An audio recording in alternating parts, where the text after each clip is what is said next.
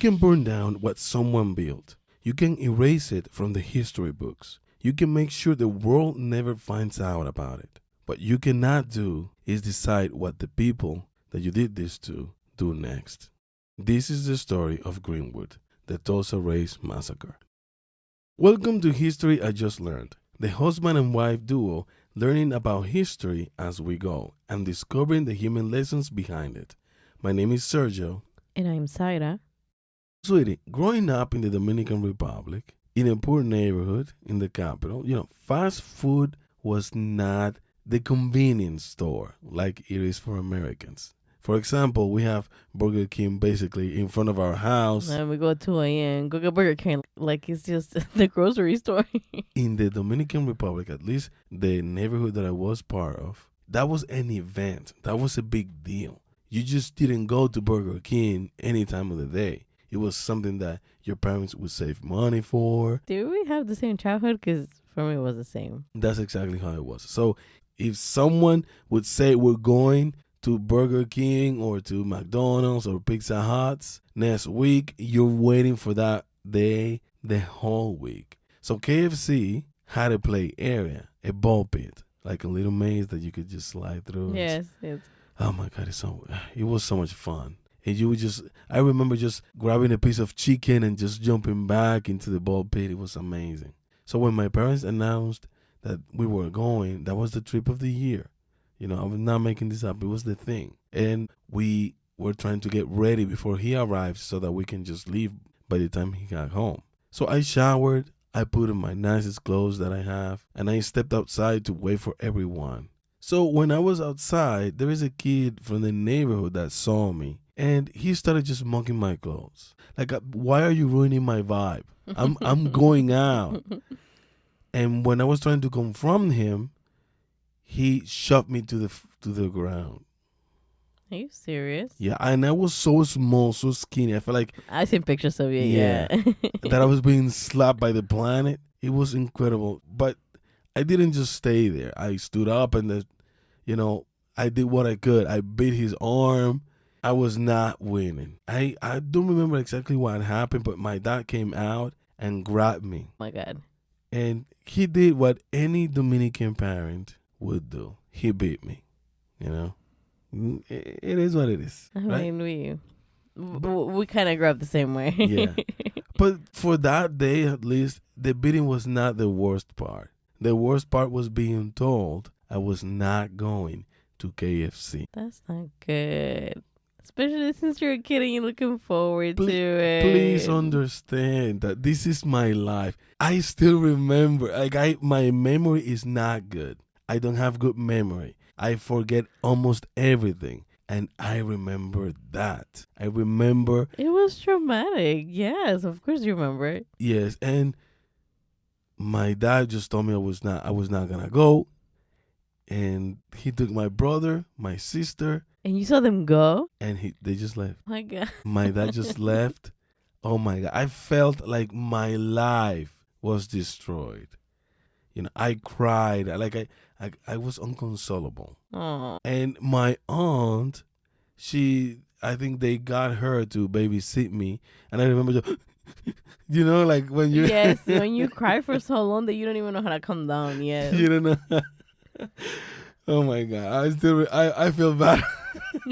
I feel bad for myself for that one. And I remember she bought me a piece of cake from the store and like a soda and like trying to make it up, but it was impossible. This is not KFC. No.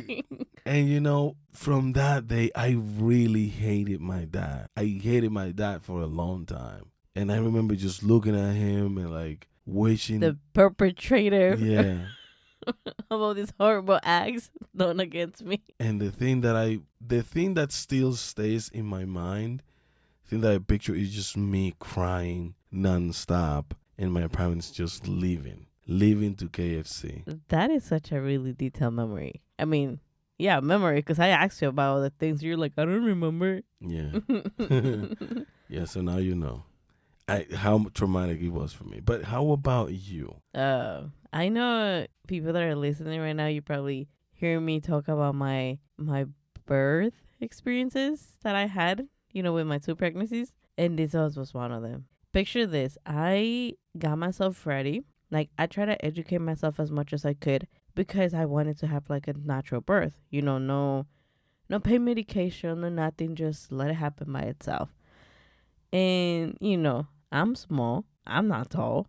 I'm tiny. Like, I'm 4'11" for anyone who's wondering how small I am. So obviously, if I'm not that big, my kid is not going to be that big either. So there were some concerns with the OBGYNs that they thought, that our daughter had something that is called growth restrictions, but it was something that they couldn't confirm because in order for you to have that, you need to look at the placenta because it happens because the babies are not getting enough nutrients from the placenta. Either your placenta is not working or the cord that is carrying the nutrients is not working. So my placenta was working fine. My cord was working fine. And they were concerned because she was small. I mean, no, that I'm small, right? But in that moment, they were like, oh, no, we need to get you induced because of growth restrictions. And the first time that he brought it up, I denied it. I was like, no, I'm not going because he wanted to get me started with the induction. It was a Tuesday, and I was like, no, I'm not going. I have an appointment with you tomorrow. So I'm going to the appointment, and you're going to do an ultrasound to see if everything is okay. He got really mad. So the doctor did. Yes, right? The doctor, the OBGYN. So the next day, you remember we went to you went with me. Yes, I did.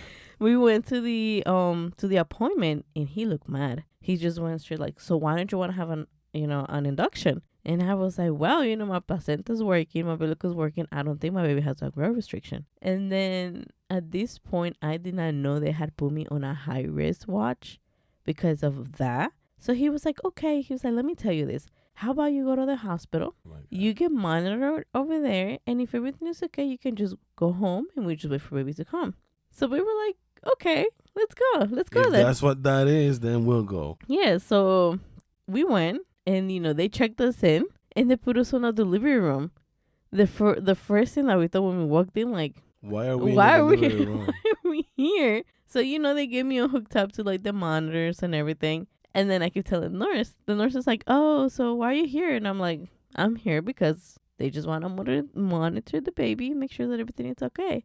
And then she just kind of gave me a look like, what? Like, and no, then, girl. Yeah, and then another one walks in and they were like, oh, okay, so for how long have you been having these false contractions? And we looked at her like, well, I'm not having contractions. He's like, oh, no, your OBGYN is saying you're here because you're getting induced today. Yeah. I my remember. God. We were just like, what? And then at first we were like, no, we're not getting induced, trying to advocate for ourselves. But then the doctor comes in.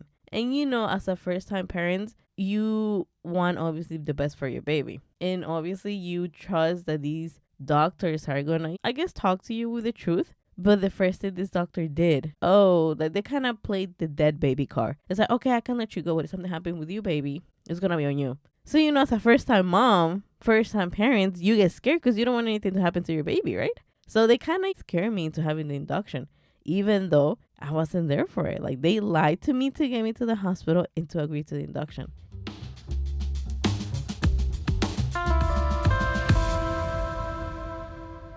Most of us have had a day like that somewhere in our past. A moment where something was taken and the people who could have made it right didn't. And most of us know what it feels like to stand there with that injustice and have to figure out what to do with it. Whether we carry it, whether it defines us. Today's story is about a community that faced that question at a scale most of us will never have to imagine. Everything they built, taken in a single night. No accountability, no justice. The evidence destroyed. The whole thing buried for nearly 80 years. And what they did next is what this episode is about. Most people have never heard of Greenwood, Oklahoma, and that is not an accident. But we're going to get to that part. First, I want to tell you what Greenwood was, because you cannot understand what happened there without understanding what they built first. It is 1906. Tulsa, Oklahoma is a small city in the middle of oil country. It is also a deeply segregated city, like most of the American South at this time. Black Americans are legally forced to live in a separate part of town, north of the railroad track that cut through the city. A man named O.W. Gurley looks at the situation and sees something that nobody else sees. He is an educated man, a former teacher. He has already built one town from scratch. He won land in the Cherokee Outlet Land Run of 1893 and founded Perry, Oklahoma. When he hears about the Glenpool oil strike nearby, he moves to Tulsa with money in his pocket and a plan in his head. He buys land north of the Frisco tracks, and then he does something that seems almost counterintuitive given the circumstances. He builds a policy into his land when he's going to sell that says he only sells to black buyers. What Gurley understands is that forced separation is a wall, but a wall can work both ways. If black Tulsans are required to spend their money in their own neighborhood, then every dollar spent in that neighborhood stays in that neighborhood, circulates, builds, compounds there. He opens a grocery store, a hotel, a rooming house. He builds it and other people come. Doctors, lawyers, dentists open practices. Teachers open schools. Entrepreneurs open businesses. Churches go up, a library, a hospital, 2 newspapers, and it grows. For 15 years it grows. By 1921, the Greenwood district is one of the most prosperous black communities in the entire United States. There are over 300 black-owned businesses on a strip of Greenwood Avenue, so packed with commerce that Booker T. Washington himself visits and calls it Negro Wall Street. It later becomes Black Wall Street. There are 2 movie theaters, several hotels, clothing shops, law offices, medical offices, a bus system, a post office, a saving bank. A black man named John Williams owns the Dreamland Theater, which seats 750 people. His wife Lula runs it while he runs the garage next door. Their son, W.D., is 11 years old and goes to one of the best black schools in the country, Booker T. Washington High School, right there in Greenwood. Andrew Smitherman runs the Tulsa Star, a weekly black newspaper so influential and so outspoken that he's one of the most recognized names in the entire city. White and black workers both walk into his building every week. The people of Greenwood are not just surviving segregation, they have turned it into something. A community so tight, so self-sufficient, so full of life and culture and commerce that people are moving there from across the country to be part of it. B.C. Franklin, a lawyer, moved his family to Greenwood because he hears about it and wants in. He opens a law office. He is building a practice. He has young children. He has a life. And then, May 30th, 1921, Memorial Day, a 19-year-old black shoe shiner named Dick Rowland gets into an elevator in the Drexel building in downtown Tulsa.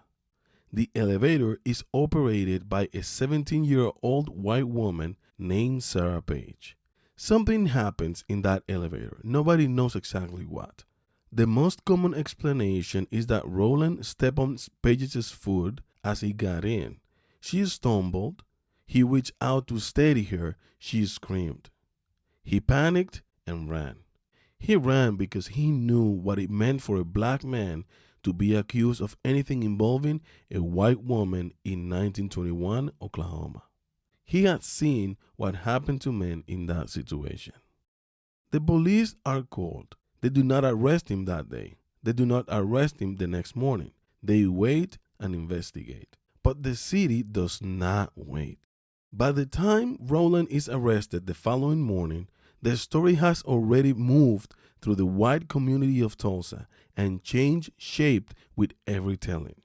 By afternoon, the Tulsa Tribune runs a front page story saying Rowland has tried to rape Sarah Page. There is also, according to eyewitnesses, an editorial in that same paper. The editorial is later ripped out of the bound volumes at the library, destroyed. But multiple witnesses say it existed and that its headline read, "To lynch a Negro tonight." By 7:30 that evening, several hundred white men have gathered outside the Tulsa County Courthouse where Rowland is being held. The sheriff refuses to hand him over and locks the building down. But the crowd outside keeps growing. Word reaches Greenwood, and the men of Greenwood make a decision that takes courage to understand. A group of about 25 black men, many of them World War I veterans who have just come home from fighting for a country that is now about to let a mob lynch their neighbor, arm themselves and go down to the courthouse. They offer themselves to the sheriff. They are there to help protect Dick Rowland. The sheriff turns them away, tells them it is under control. They leave. Then a second group of about 50 armed black men go down. They are persuaded to leave as well. As they walk away, a confrontation breaks out between one of the black men and a white man in the crowd. A gun goes off, and 18 hours of hell begin.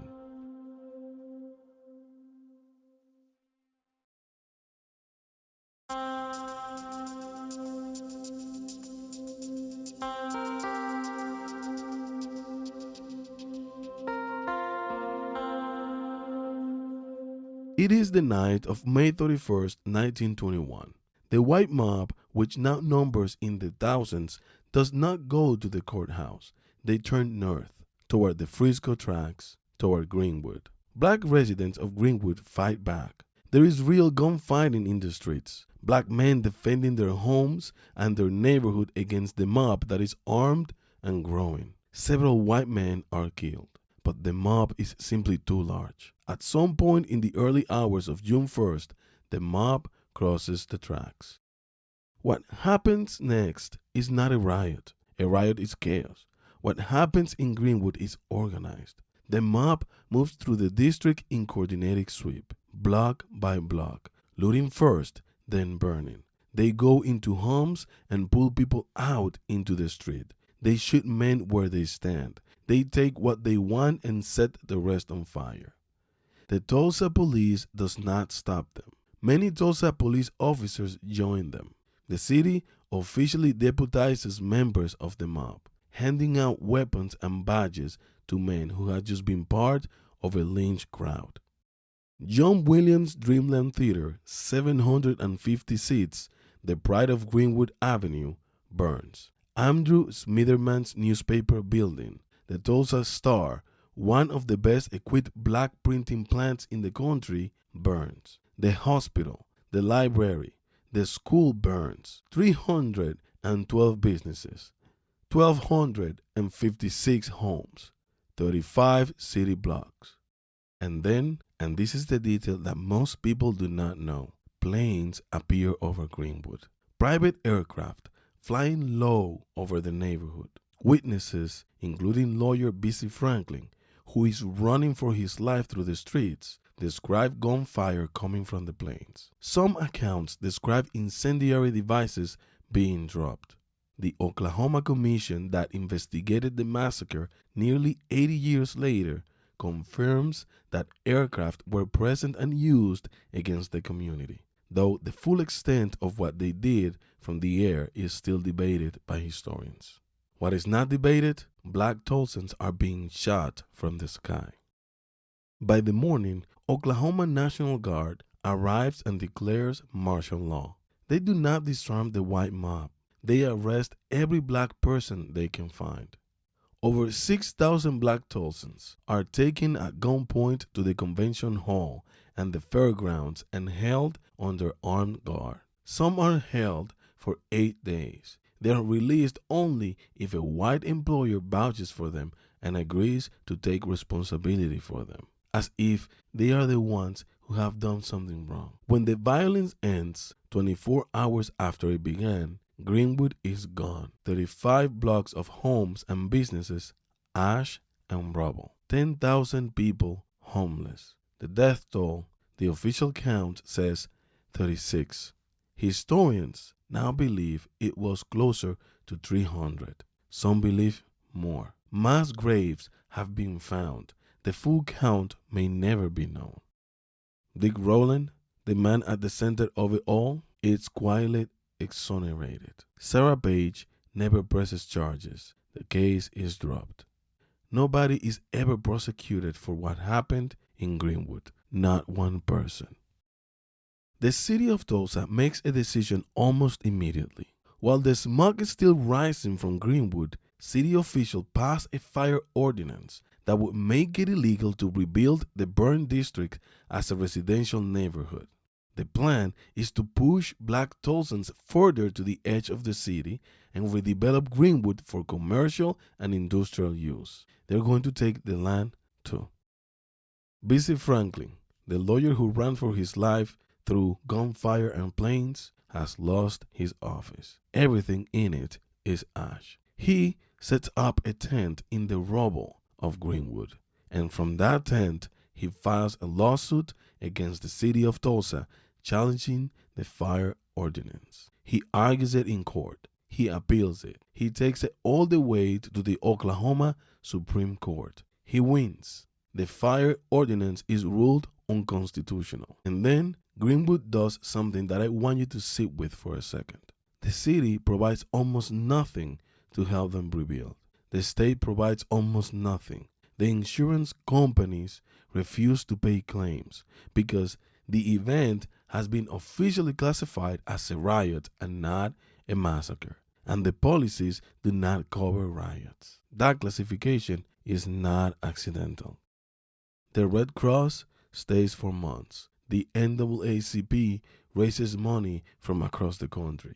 A handful of individual white Tulsans quietly help, but mostly the people of Greenwood rebuild Greenwood themselves. They go back to the lots that are still warm from the fire.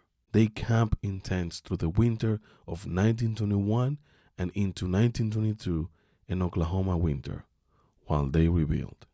By the end of 1922, less than 2 years after losing everything, most of the homes in Greenwood have been rebuilt. The businesses come back. The churches come back. The schools come back.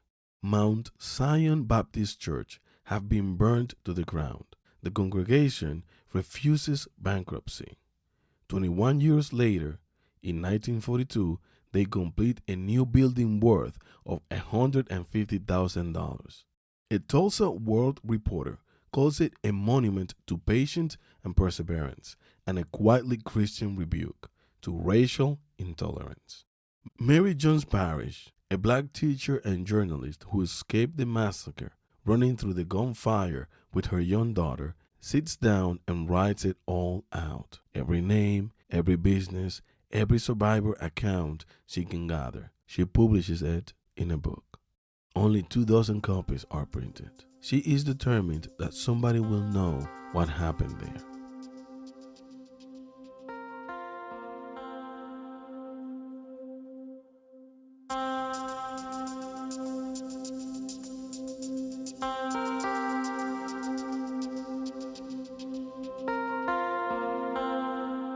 The Tulsa Race Massacre of 1921 is one of the worst acts of racial violence in American history. 300 people likely killed, 10,000 people displaced, an entire community destroyed in a single day. And for almost 80 years, almost nobody outside of Tulsa knew it happened. The Tulsa Tribune removed the front page story that started it all from its bound volumes, just ripped it out. Police and state militia archives about the massacre went missing. It was not taught in Oklahoma schools. It was not in the national history books. The survivors grew old carrying it. The perpetrators were never charged. The city moved forward as it had never happened. It was not until 1996, 75 years later, that a public memorial service was held. Not until 1997 that the state of Oklahoma formed a commission to formally investigate. Not until 2001 that the commission's report confirmed what survivors have been saying for decades. Not until 2021, the centennial, that Greenwood Rising, a history center telling the full story, finally opened on Greenwood Avenue. Look at what these people faced. They did not choose what happened to them. Nobody chooses that. Nobody wakes up and decides to have everything taken away from them overnight. Their home, their businesses, their neighbor, their neighborhoods, while the people responsible face zero consequences, and the government that is supposed to protect them hands weapons to the mob instead. They did not choose the injustice, but they chose what came next. B.C. Franklin chose a tent and a lawsuit. Mount Zion Baptist Church chose to rebuild for 21 years. Mary Jones Parish chose to write it all down so it could not be erased. And 10,000 people chose to go back to the rubble of Greenwood in a winter, without help, without compensation, without justice, and build it again.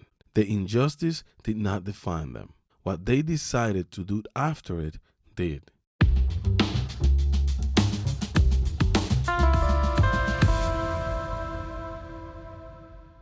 So, sweetie, you have this man, O.W. Gurley. He bought all this land. He lived during segregation, and he turned it around.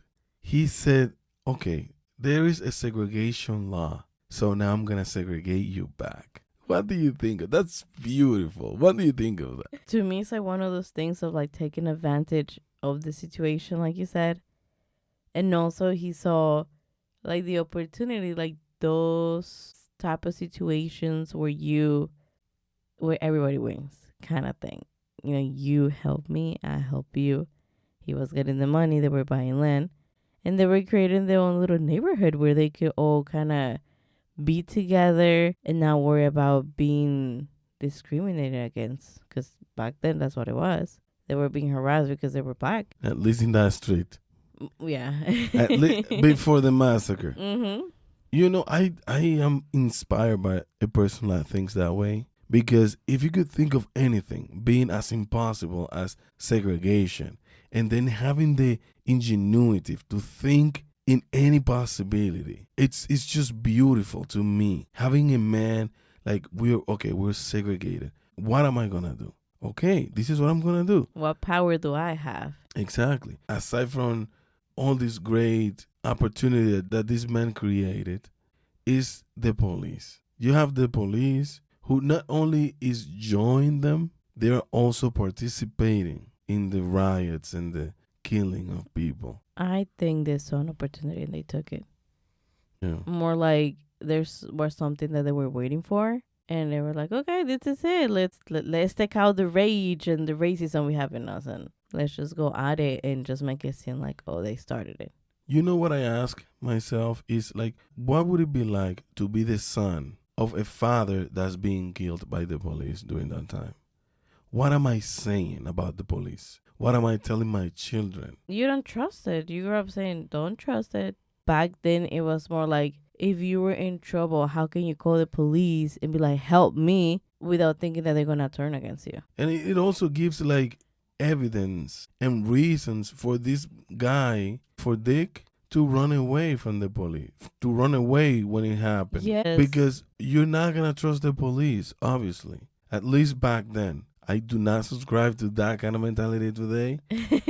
But back then, it was crazy, you know. And not only that, you have people shooting from planes to their own neighborhood. Like, what do you think is going? You see the police over here. You see planes over there. You see fire over there. Like, what is going on through your mind if you were in that moment? I'll be scared because it's like, I'm the one who been targeted. Like, you guys are not going to do anything. I did not started this. I'm the one being pretty much the one who's being attacked. And then having everyone like shooting from the sky at me. It's like, what's going on? An excuse to kill black people. Yes. To remove them from their land. You know, this is the moment when I think we really, as human beings, we have great capacity for evil. And you even see it today. And there is also the fact that the insurance companies, they just find this loophole basically to say that it wasn't a fire, that it was a riot, and because it was a riot, it is not covered. They kind of sound like today.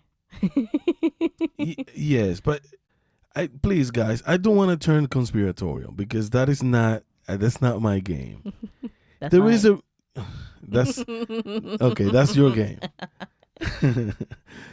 There is a reason behind these attitudes and behaviors from companies like this. They don't want to pay claims because that means that they will go bankrupt or that it will not be covered or they will not have the money to pay everybody. So, yes, what happened back then happens today. Does that cover up bothers you more than the massacre itself? Maybe they had the reasons to say that because they didn't want to lose money. But it just kind of looks like they were hiding their wrong intentions behind their policies. I mean, mind you, it could have been the money. I think in the end, people will do anything for their own self-interest. Yeah, that's very true. And if that means that if they're going to have less money, they're not going to want to do that.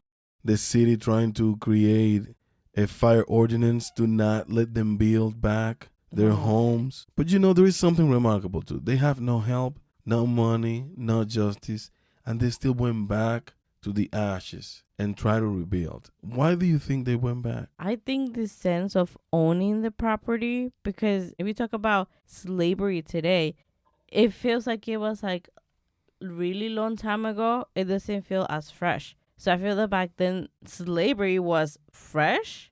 And the fact that, maybe their grandparents or their parents were slaves and they kind of, they bring this mentality of like, you can own land now.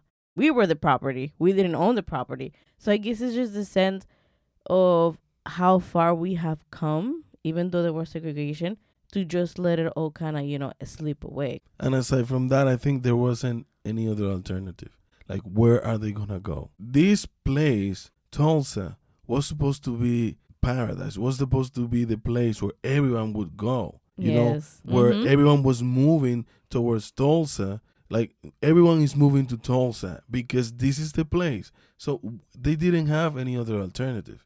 And like I said before, this is their land. The idea that they have a piece of land means that they are free. I know that sounds crazy, but in a symbolic way, a property cannot own property. Yeah, that's very true. And if they have a piece of land, it means that they are human beings and that they are free and that they have self-determination. Yes. But do you think there is a difference between someone who gets destroyed and someone who gets defined by what they do after it? To me, someone who gets destroyed has two options. You can get up and keep going, or you can sit down and be the victim. And the people that gets defined or what happens next, it's the person that chooses to be the survivor.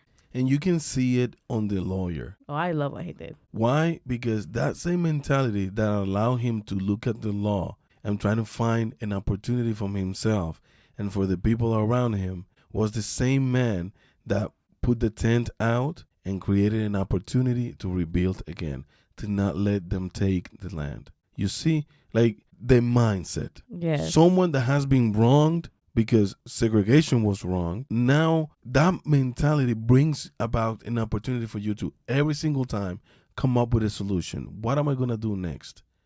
Someone that has been wronged and stays in that mentality has been defeated twice. Once by the injustice itself, and the second time by letting yourself being defeated by it.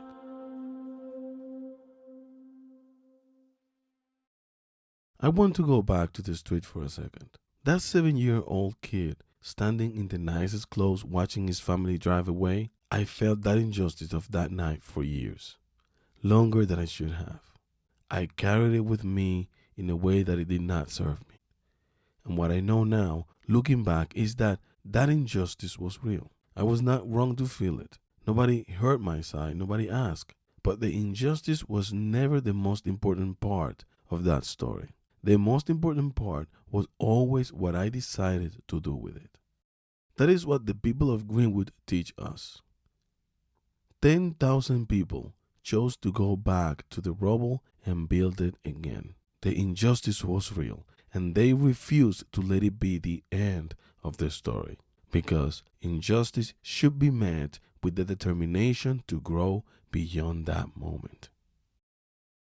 Most of us are going to face a moment, or we already have, where something is taken from us unfairly, where the verdict comes in before anyone hears our side, where the fire comes and we are standing in the ashes of something we worked so hard to build. The question Greenwood leaves us with is not complicated. You know what happened to you. You know what was burned down. Now, what are you going to do to build it back up? Remember, injustice should be met with that determination to grow beyond that moment.